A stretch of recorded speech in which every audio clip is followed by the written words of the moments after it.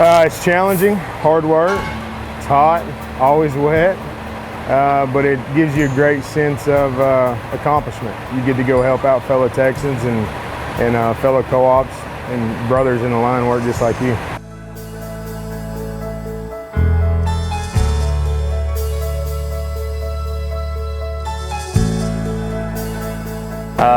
Got the call yesterday, letting me know that I was going to head out in the morning, so I got ready, got a couple hours of sleep, and here we are.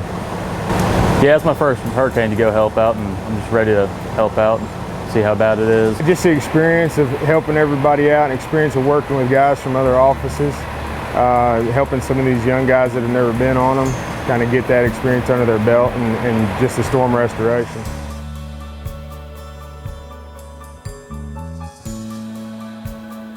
Probably around 2 or 3 o'clock in the morning, we started seeing the wind starting to affect our the southern parts. It's a little earlier than that, but of course, it was hurricane category 2 winds is what we were feeling in certain places, and damaging winds and tornadoes. We have a lot of course, trees down, broke poles. It's caused we have about over 21,000 meters without power. And the need is it's pretty big right now for our community, especially in Newton County. That's the farthest east part of near Louisiana, was the most of the destruction was at.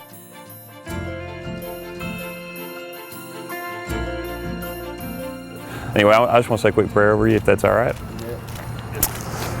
Lord, we just thank you for this day. We thank you for the opportunity to go help our brothers down in Southeast Texas and restore power, and we ask that you just keep everyone protected that's working out there, including our crew. Just keep them safe, help them to just be efficient in what they do, help them to have a good time in learning and camaraderie, and keep them safe from COVID, no sickness, and just Father, just your traveling mercies be upon them as they go and as they come back. We just thank you for being with them. Keep them safe, and just give them an enjoyable time. It's in your name we pray. Amen.